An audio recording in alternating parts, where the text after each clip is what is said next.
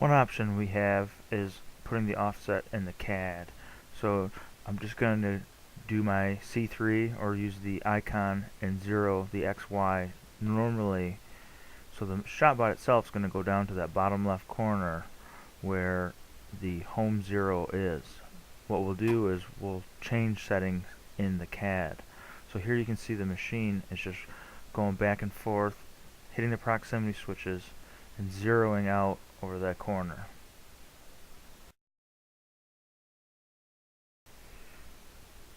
What we're going to do here is put the jig that I'm going to be using in place. And as you can see, a jig like this doesn't have the 0, 0 in the bottom left corner. It's actually offset in a little ways. And the reason for this jig is during our trainings where we have people constantly coming up, putting materials on, taking them off, or trying to run 20 people through 3 machines, this is just an easy on-off. So going home 0, 0, you see that it goes to the corner of the ShopBot, where as you can see with my jig, my 0, 0 is going to be offset. It's a ½ inch over in the X and 1 inch back in the Y. So we'll go into the CAD and compensate the offset in using the Vectric VCarve Pro or Aspire.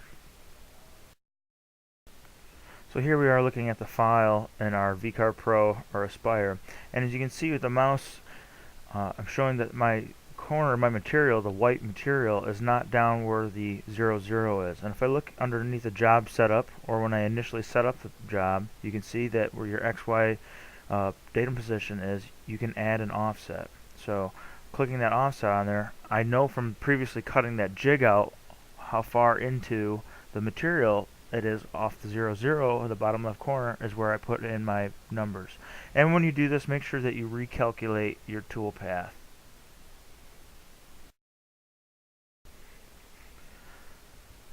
You don't always have to use the bottom left corner as your 0, 0. You can put material anywhere on the spoil board, out in the middle like you see here. I'm just placing it out in the middle. I'm putting a pencil around so I can reference the point.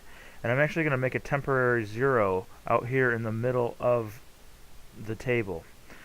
So you're not always having to use that front corner. If you have a big 4x8, you can manually move it down and zero it to a different location. So what you can see here is I'm just using the arrow keys. I brought up the keypad and I'm moving the spindle, the tip of that bit, to over top of where that X is. So I'm going to make a 0, 0 on the machine where that X is, and then we'll go into the CAD software where you can see I'm making a 0, 0 in the setup of the CAD. So in keypad 2, you get it close first by eye, and then go to this fixed mode. Fixed mode allows you to move the X, Y, or Z by a fixed distance. So if you put in, say, a 1/4 of an inch, every time you click the over, it's going to move a 1/4 of an inch in that direction.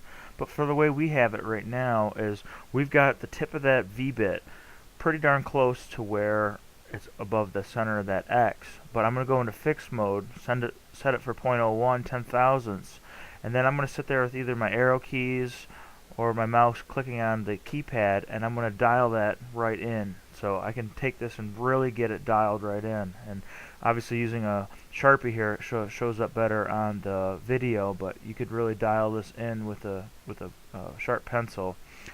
And not only do you get it in the X and the Y, but here I'll also do it with the Z too. And to get it really dialed in, I take a piece of paper, an old machinist trick, and put that piece of paper under there and wiggle it back and forth until it touches, and then you know you're at 0. So we've had it 0, 0 on the machine. Now look at here in the CAD software. If I go back here and look in my job setup, I see that I've made my 0, 0 in the center of that material. So it's centered in the CAD software, which now we have to dial this in out on our machine. So what you saw me do earlier was move it, got it hovered over with the fixed mode, and now the axes on these need to be zeroed. So I can go into keypad, or I can do it under the 0 menu, and notice when I click 0, it changes all of these to the new position. So what we've done is we've just changed it for the cut at hand. Nothing permanently has been changed. It's just zeroed for right there. So for that cut. And when I get done with that cut, and I want to have my 0, 0 back in the bottom left corner, all I'm going to do is type in C3, or I'm going to click on the XY icon and let the proximity switches bring my 0 back to that bottom left corner. So that's just a temporary way to use a part out in the middle of your material or in a different part of your machine.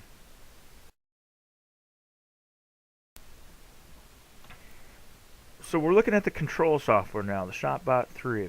And this setup that we're looking at here, this is a machine that we use in our training area here that always has that jig on there. So my 0, 0 is never really over in this corner, and I don't want to have customers have to come in and try to figure out offsets and stuff on their first cuts. So what I'm going to do on this machine is I'm actually going to change the 0, 0 location in the ShopBot setup. So maybe your bit isn't going right to that corner. This is where you could go in and manually change it to where you want your machine to 0. So I went to Tools, I went to ShopBot Setup, and here's where you can see the different settings for your machine. You click through, you can see there's the thickness of your Z0 plate. You can tell it where you want. You can get specific, go in there and read about it. But what I want to do for this is I want to go in and click, make it easy on me, and I want to set up the 0, 0 in location with the proximity switches and have the machine memorize it and always go to that position.